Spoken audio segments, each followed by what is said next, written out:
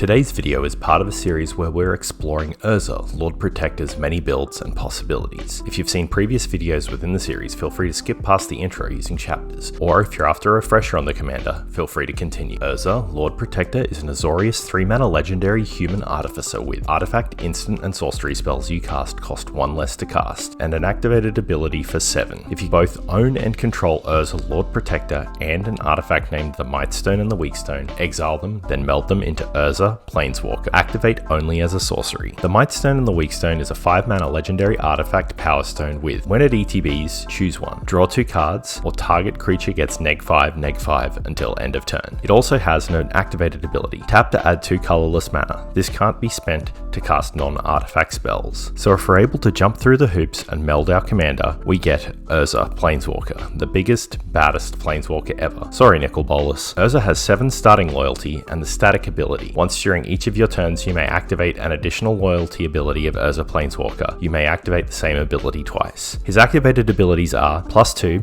artifact, instant, and sorcery spells you cast this turn cost 2 less to cast. You gain 2 life. +1, draw 2 cards, then discard a card. 0, create 2 1/1 colorless soldier artifact creature tokens. -3, exile target non-land permanent. And -10, artifacts and planeswalkers you control gain indestructible until end of turn. Destroy all non-land permanents. While obviously powerful, this commander is extremely versatile as well. We're going to be exploring a few versions of the deck, so make sure you subscribe if you haven't already to see alternative builds of the commander. Today we're looking at a high-powered Superfriends build where the goal is to establish some value-generating planeswalkers and protect them with removal and attack taxing effects. I'm going to be showing you a whole bunch of ways to break this commander, but first let's check out the deck. With 14 planeswalkers, we're a Superfriends deck and we're going to be heavily investing in the planeswalkers to create an overwhelming value engine, with the deck's curve being concentrated around the 4 to 6 range as a result. We're super light on creatures with only 7 in the deck, and we want our creatures to have already done what they need to do by the time they've entered the battlefield.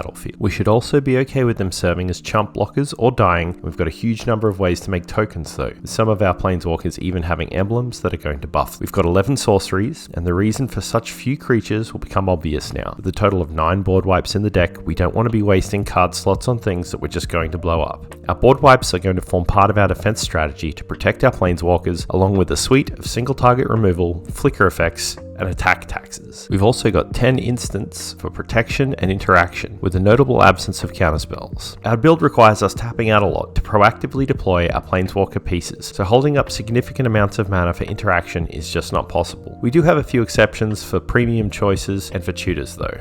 We've got 16 artifacts, mostly mana rocks, with a few critical pieces to generate some sweet value or establish planeswalker-based combos. The Chain Veil and Lithoform engine are just 2 such cards. And of course, we have the Mightstone and the Weakstone, which is 1/2 of our planeswalker commander. Lastly, for non-land permanents, we've got 8 enchantments, which are varied in what they do, but broadly they protect our planeswalkers, generate value and card advantage, or enhance our planeswalkers' abilities. You could make arguments for a number of other enchantments for this deck, but I feel that this group represents a good middle ground in a build like this. Despite a reasonably high curve, we only run 33 lands, and this is due to the density of mana rocks that we've got, and the reasonably optimized land base being rounded out with a few premium utility lands. Channel lands like Otawara and Arganjo help protect our creatures, along with Maze of Ith. Lotus Field helps us enable combos with Untaps, and Thespian Stage can even further assist in that department. Urza Saga and Khan's Bastion are present, and we've even got some weirder ways that we can repeat their abilities infinitely.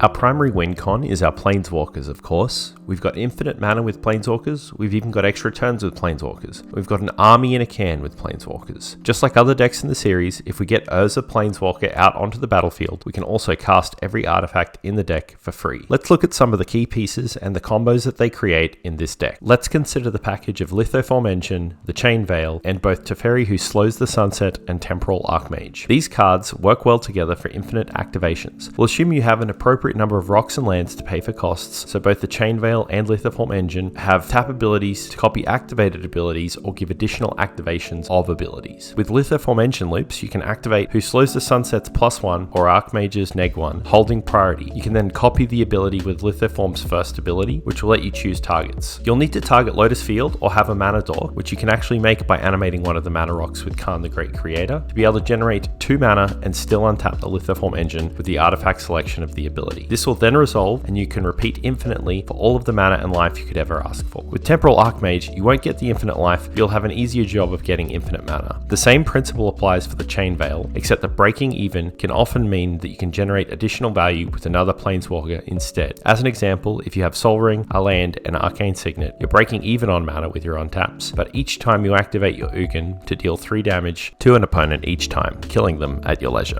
There are some other cool things to be done when you have infinite mana and infinite Untaps, such as generating infinite Saga tokens with Urza Saga, proliferating infinitely with Khan's Bastion, or if you're feeling particularly silly, you can just choose to lose the game with Ancient Tomb. Lastly, with access to unlimited mana and unlimited untap with Castle Ventress on the field, we're able to stack our deck in any order. Essentially, Scry 2 can behave as a sorting function, and as per this Reddit rules post, a player with the ability to Scry 2 or more infinitely may shortcut this action by rearranging their library in any way they like, but they must do so quickly. Players are not required to know the mathematical or technical steps behind this. If you're after a more in-depth explanation than this, then I suggest exploring judge resources that you have access to locally to help you understand why. As with everything like this on the channel, I take efforts to ensure that I understand the rules or edge cases that I'm highlighting and try to explain them, but in this case, it's more a matter of understanding mathematics than it is magic rules necessarily, and as such, I'll leave that for the more mathematically capable.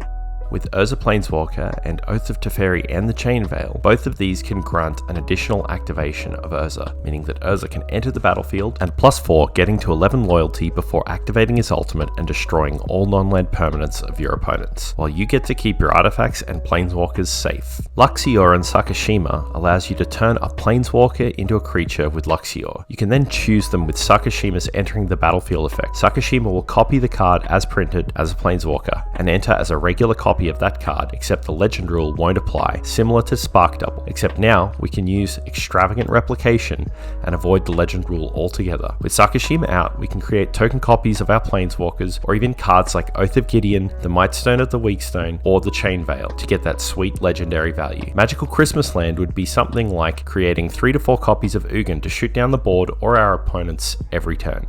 Deepglow Skate is a card that will double the number of counters on each permanent, giving us instant emblems when we ultimate any of our Planeswalkers. We can cast the Skate and then flicker it with Teferi's Time Twist or Venser. We could even bounce it with a Teferi or a Jace to be recast. With each ETB, we double the number of counters on our Planeswalkers, so from starting loyalty and 1 doubling of counters, both Gideons, 3 out of 4 Teferis, Venser, Elspeth, and Ugin can all ultimate right away, with Teferi, Master of Time, and Jace the Mind Sculptor being the only holdouts requiring a second doubling to get their ultimate off. So we've got our combos sorted, but let's not forget that each Planeswalker represents significant value for each turn we get to untap with them. As such, we want to make sure we've got appropriate protection for them.